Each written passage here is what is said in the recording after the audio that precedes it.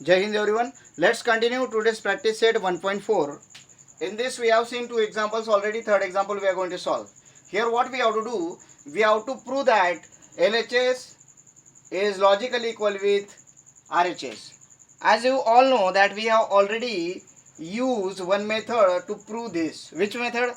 Truth tables. We are going to find the truth values for this and truth values for this. We will compare their columns and finally we will say that by column this and this both are logically equal. But here the strictly instruction is given that without using truth table you have to prove that P double implication Q is logically equal with P conjunction Q disjunction negation of P disjunction conjunction negation of Q. So here you can see that we have to convert this in this form. So let's consider RHS. We are going to consider LHS. LHS is logically equal to P by conditional Q. Now logically equal with. As you know that students, we have some algebra of statement.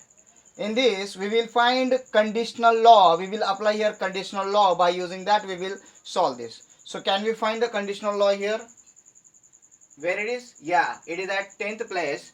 Conditional law which stated that if you can write like this, so you can write in the form of implication, you can write in the form of negation, conjunction and disjunction. So which is favorable for us?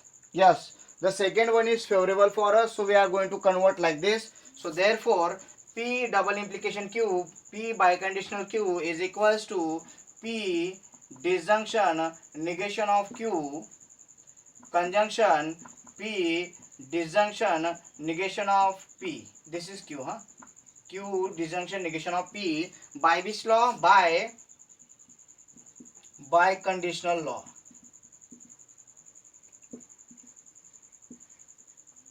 Now next, what we will do next? As you can see that this is given. So is there any hope to solve this? Yes, can you see that these two are joined with disjunction? Am I right? Or conjunction? Yes, it is joined with conjunction and both are disjunctions. So here we are getting two compound statement. This is compound statement, this is another compound statement. It is joined with a conjunction. Now students, we have to open this bracket. So by which rule we are going to open this? Can you tell me by which rule? Yes, so let's do it. So we will use here which law? Yes, obviously we will use distribution law. अब यहाँ पे distribution law के लिए हम क्या करेंगे कि यहाँ पे एक ये जो P है ये पूरे ब्रैकेट को मल्टीप्लाई कर लेगा. ओके, तो करते हैं फिर.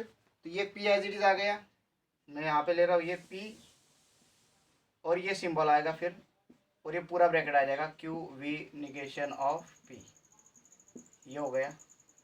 उसके बाद फिर ये सिंबल लेके निगेशन ऑफ क्यू आएगा और ये सिंबल लेके Q V negation of P. अब यहाँ पे वी बोल रहा हूँ मैं, लेकिन आपको समझना है. अगर इसको समझना है तो कैसे करना पड़ेगा. देखिए हम सिंपल कर लेते हैं P plus negation of Q multiply by Q plus negation of P. तो हम कैसे एक्सपांड करते हैं? This multiply with this. तो हम क्या करेंगे? P multiply by Q plus negation of P ऐसे करेंगे.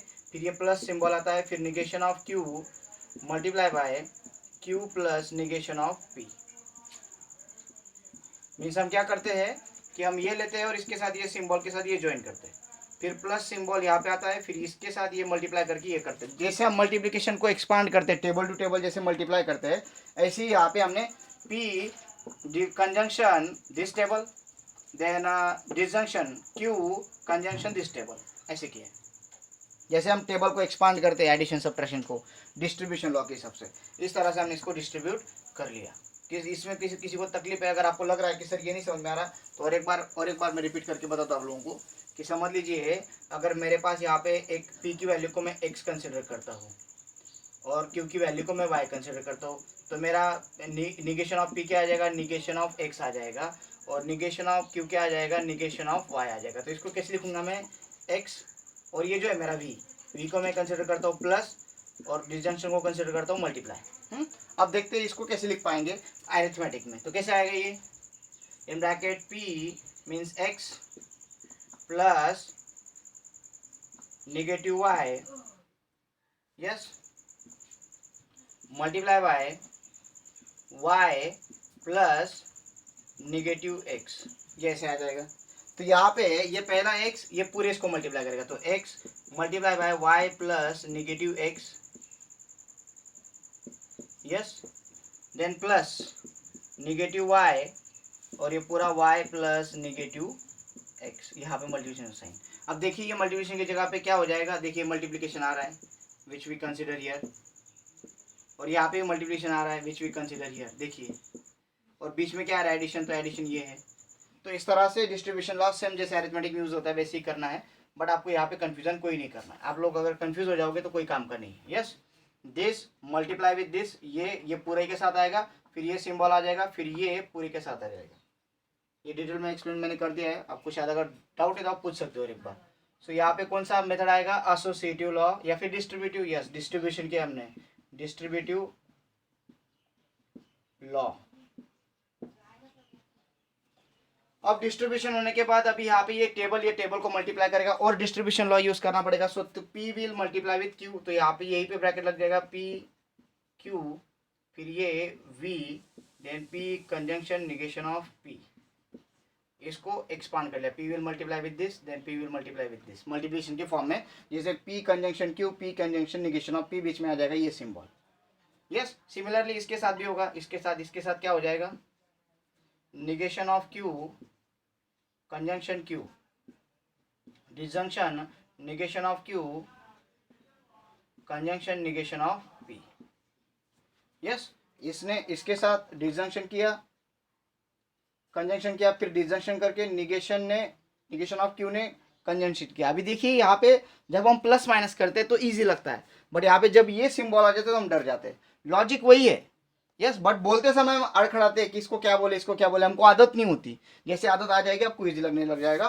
तो देखिए हमने क्या किया, P conjunction Q disjunction P conjunction negation of P, फिर ये डिसजंक्शन का सिंबल आ गया, फिर negation of Q conjunction Q, then disjunction आ गया, फिर negation of Q conjunction negation of P कर दिया। कौन सा लॉ, ये भी डिस्ट्रीब्यूटिव लॉ।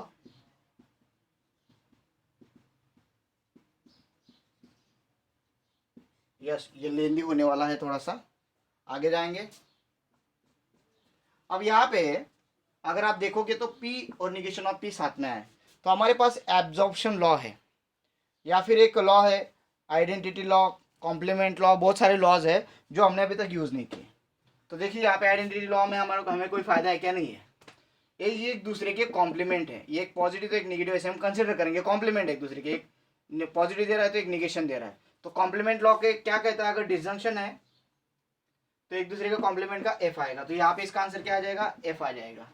और ये भी सेम कंडीशन है, देखिए निगेशन ऑफ Q और Q क्या है, कंजंक्शन है, तो इसका भी आंसर क्या आ जाएगा, F ही आ जाएगा। तो हम इसको लिखेंगे P conjunction Q disjunction F, disjunction ये क्या आ गया F, और ये disjunction in bracket negation of Q conjunction negation of P, bracket complete. Yes, अब ये F कहाँ से लिया हमने, कॉम्प्लीमेंट लॉ से। सो लिखेंगे कॉम्प्लीमेंट लॉ। यस, डिफिकल्ट है ये बहुत, इसमें बहुत तकलीफ होती है, बहुत हर साल तकलीफ होती है। मैं 2 साल अपने स्कूल में भी पढ़ा है, मैंने बाकी स्कूल्स में भी पढ़ा है मैंने 2 साल तक। तो ये बच्चों को यहाँ पे तकलीफ होती है ज़्यादा कि सर ये सारे लॉज याद करें। हाँ भाई याद करें, जैसे मैथ्स के लॉ है वैसे ये अलजेब्रा स्टेटमेंट का इसको याद करना पड़ेगा। अब यहाँ पे लास्ट स्टेप में हम आ जाते हैं। अब ये F है, ये भी F है, तो यहाँ पे आइडेंटिटी लॉ आएगा। तो ये किसका आइडेंटिटी ढूंढना है हमको, डिसजंक्शन का। यहाँ पे किसका है, डिसजंक्शन का। तो डिसजंक्शन का आइडेंटिटी दिख रहा है आपको, ये लॉ है, डिसजंक्शन है, डिसजंक्शन F का डिसजंक्शन किसी भी स्टेटमेंट के साथ हो तो वही स्टेटमेंट आंसर आता है, F गायब हो जाता है, दिख रहा है आपको। A statement disjunction with F, a statement itself means a statement disjunction with F, the statement itself means P conjunction Q, ये आ गया, फिर ये आपका disjunction. Now a statement disjunction F, a statement disjunction F, statement itself. So statement disjunction F, statement itself it means negation of Q, conjunction negation of P. ये कौन सा law आ गया बताइए, कौन सा लॉ हमने यूज किया यहाँ पे, आइडेंटिटी लॉ, आइडेंटिटी लॉ। और अगर आप देखोगे तो ये टर्म इक्वल्स टू क्या है, RHS है, और हमारा ये प्रूव हो रहा है LHS equals to RHS, hence prove. तो यहाँ पे किसी को डाउट है?